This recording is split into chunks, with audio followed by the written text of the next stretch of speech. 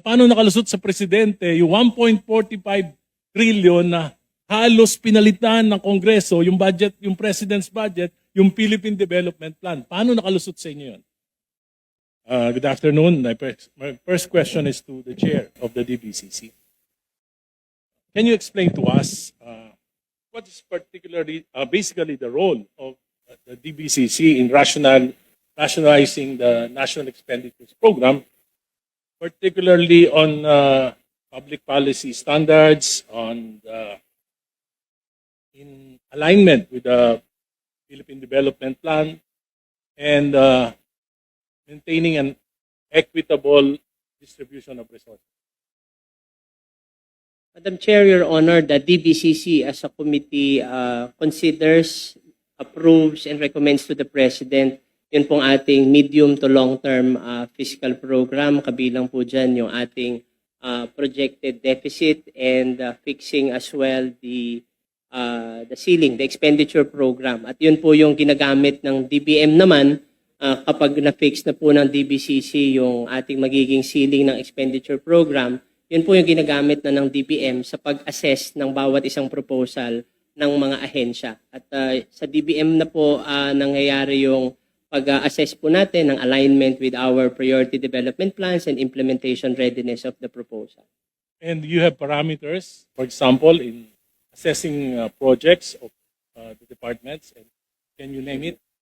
Yes, Your Honor, Madam Chair. Among others, unang-una po kapag meron pong proposal, yung completion po ng supporting documents. So meron po tayong mga nakalatag ng mga budget preparation forms na makakapag-prove po ng tinatawag naming implementation readiness. Dahil kung implementation ready po yung isang proyekto, ibig sabihin po, consistent din po dun sa ating GAAS release order, mabilis pong ma-implement yung project pagkapasa pa lamang po ng GAA. Kasama rin po dun sa ating assessment, yun po kanilang utilization rate. Gaya po ng nabanggit ko kanina, ito po yung dahilan kung bakit may ilang department po na medyo bumaba dahil may mga continuing pa po silang mga pondo from 2026. With that, how can you explain that 1.45 trillion of the national budget in the 19th Congress were realigned to projects that were not really meant to be? Paano po na-implement yung 1.45 trillion in the insertions, diversions, amendments? Without the knowledge of the President and without interference from the Department of Budget and Management and the DBCC. Your Honor, Madam Chair, ito po ay sa 2026 po. No. Upang hindi na maulit ngayon, bakit nakalusot? Kasi dapat malaman natin paano nakalusot sa inyo. Paano nakalusot sa Presidente yung 1.45 trillion na halos pinalitan ng Kongreso yung budget, yung President's budget, yung Philippine Development Plan. Paano nakalusot sa inyo yun? Madam Chair, Your Honor, marahil po ito po yung mga changes that was introduced doon po sa ating 2026 GAA.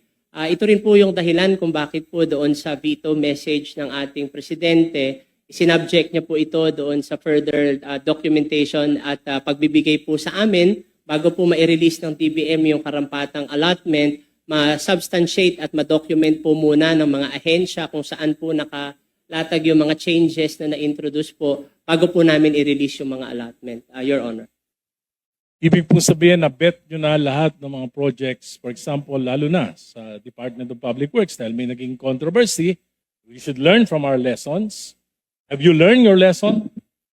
Your Honor, Mr. Chair, yes po, for 2027, talaga pong sinusuportahan po ng complete documentation, including po yung program of works, ang bawat isa pong proyekto na nasa 2027 National Expenditure Program.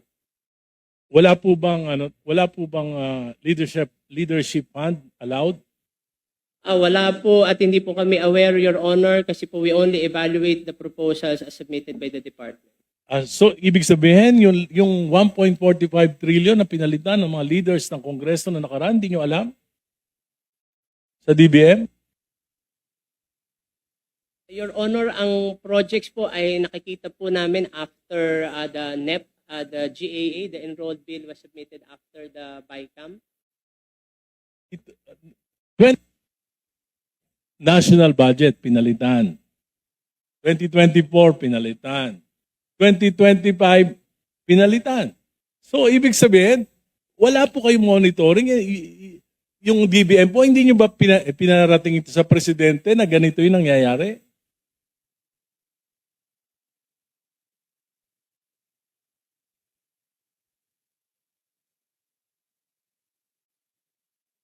Your Honor, Madam Chair, patungkol po doon sa mga, although yun nga po, I'm not personally privy on that particular items, yung pong pagbabago naman po doon sa NEP to GAA, ay ang comparison lang po nito once we receive the enrolled bill bago po tayo mag-recommend. At yun nga po, ang naging karampatang rekomendasyon was to subject, kung meron man pong changes na na-introduce or new projects, ay isubstantiate po ng mga departments bago tuluyang ma-implement.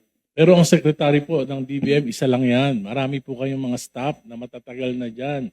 Ano ba nangyari? Bakit pumayag na hindi nyo ba brinif yung ating executive, yung ating presidente na ganyan ang ginagawa ng Kongreso?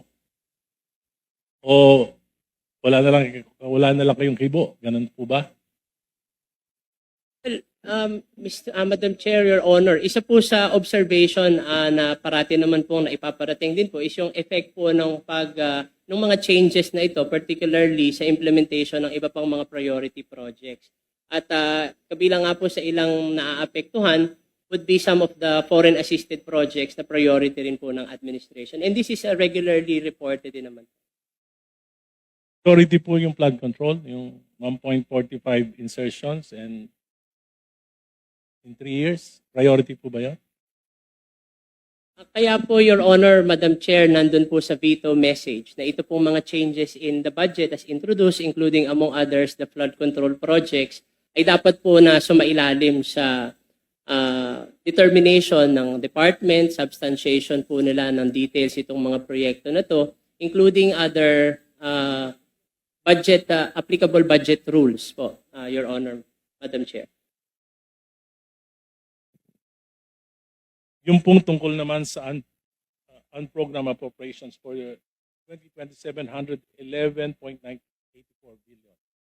Kasama po dito, ang pinakamalaki po dito, yung DPWH, DOTR. Can you submit all the projects stated by the different implementing agencies? At ano pong status nito mga ito? Ito ba mga, kasi po nakalagay dito, support to foreign assisted project.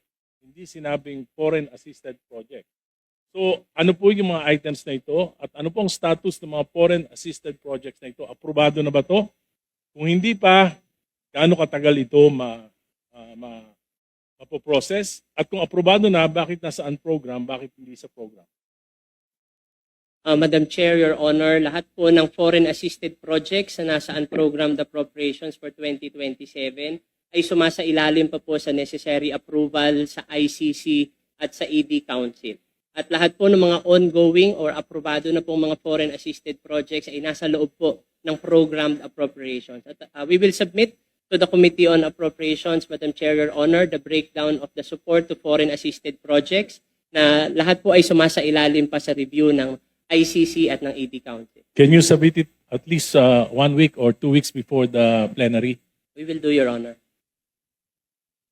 Thank you. And my next to Secretary Federico. Nung nagsasalita po kayo kanina, parang ang tingin ko napakaganda ng ekonomiya ng Pilipinas. You said that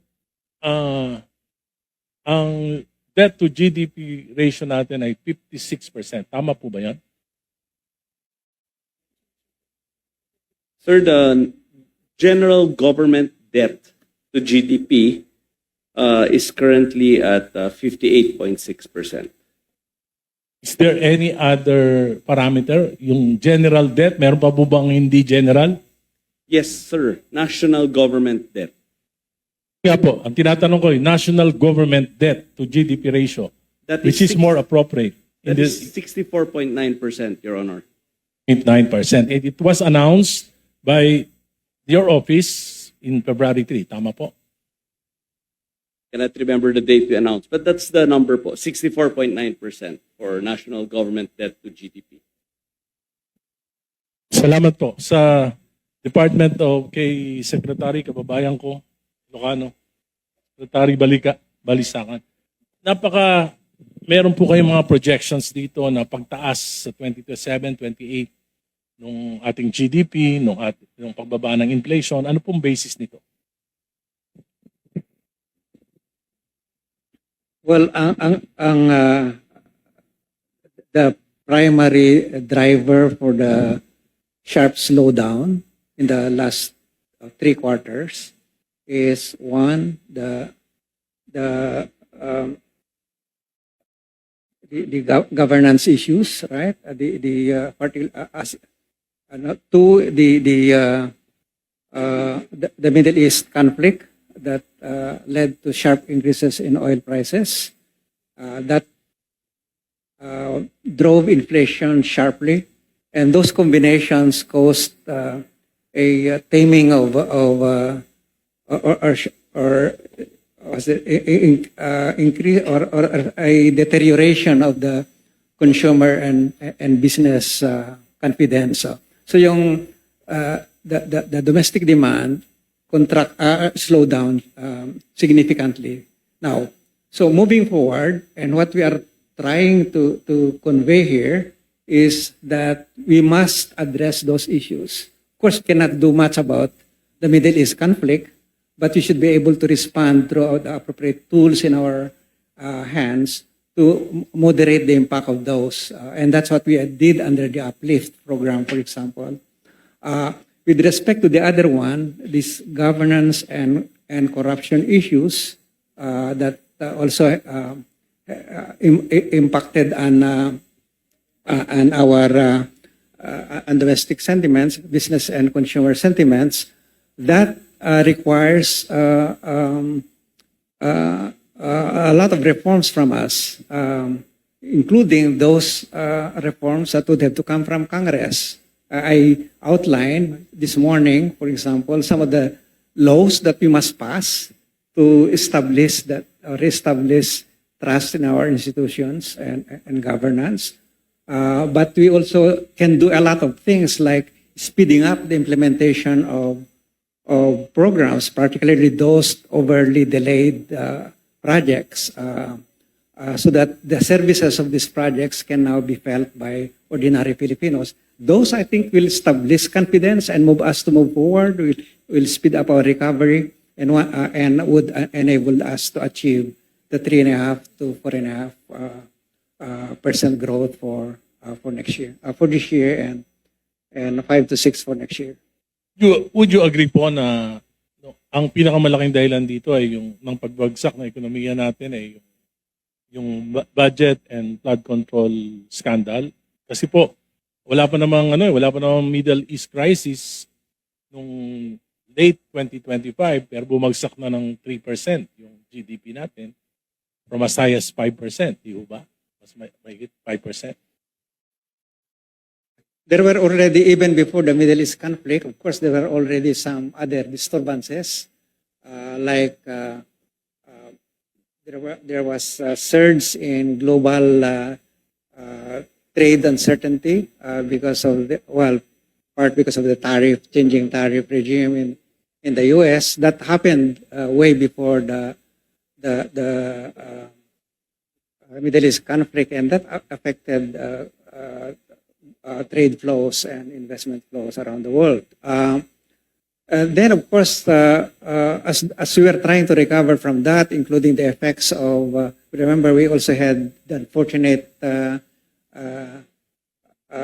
climate-related issues during the last quarters of 2024 and early 2025. And 2025, we are already recovering from that when the Middle East conflict coming in. So those combinations really dented our business and consumer confidence, and that's so the domestic demand you could see, it's particularly consumption. So do you think confidence will return? I believe so. We believe so. If we are, Hindi po nare-resolve yung governance issue? I believe so. If we have to work as whole of government. I don't think that any one sector, any one branch of government can resolve that issue. We have to work as the entire government, Congress, the executive, and even our judiciary. It is an issue that as a nation, we have to face. And of course, there must be a public policy on that. And I think the executive department should lead the public policy on the resolution of this governance issue. Ano po ba ang gagawin ng executive department dito sa pagre-resolve nitong public policy issue na ito? Yes, for those in the executive that we have control of, for example, I mentioned about the execution. This is faster execution of government programs, particularly infrastructure. I think that we can do, and that's what we are trying. We are now addressing, because the 2 quarters of underspending, if we can mobilize that in the second half of the year, that could drive growth substantially. And that is what we are working on, speeding up the implementation. In the meantime, Congress has also had to pass those urgent laws that we have identified as key to reestablishing confidence in our institutions, particularly addressing the structural issues that I also mentioned earlier. Thank you. I don't want to belabor the point, but my opinion is that the president should really mean it to resolve these issues of budget and flood control infrastructure scandal, to be able to gain the confidence of investors, businessmen, and even our foreign investors. Thank you. The last Maraming question salamat is... po. That will be the last question. Di pa meron pa, oh. Zero na. Meron pa. Okay, last question. Last question, Kong Egay. Maiksi. Kanina ni Secretary Frederick Gona, kailangan po talaga may discipline yung spending natin sa kinakaharap natin na 1.6 trillion na deficit for this year. So importante na yung gagastusin natin magpapaunlad sa atin. Tama po, Secretary. Yung po bang katakot-takot, nakita ko po yung pag-angat ng maraming mga programa, katakot-takot po ayuda. In fact, kahit sa ayuda, pagdating po sa social, sa livelihood project na makapagpaangat ng kabuhayan, mas maliit kaysa dun sa talagang ayuda na pamigay lang. Para mas sinasaboy lang yung pera. Sa kalsada, for example, bigyan ko ng example. Yung po ba wise utilization of resources, yung 8 billion pinamigay ng presidente sa 42,000 barangays, 20,000 pesos sa 5 scholar, at 100,000 para sa mga proyekto ng barangay. Do you have enough absorptive capacity to monitor kung saan napunta tong 8 billion na ito? Sa amin no, sa Caloocan, yung 100,000 para sa scholar, pinag-hati, ginawan tigli 5,000. Yung 100,000, meron pa ho gumawa ng project, yung stud, yung sa kalsada, yung nilalagay. So, paano na monitor to? Paano natin ma-account itong 8 billion na ito? Okay, thank you for that last question, Kong Egay. I think the question was addressed to, kanino po naka-address? Kay Sec Kim.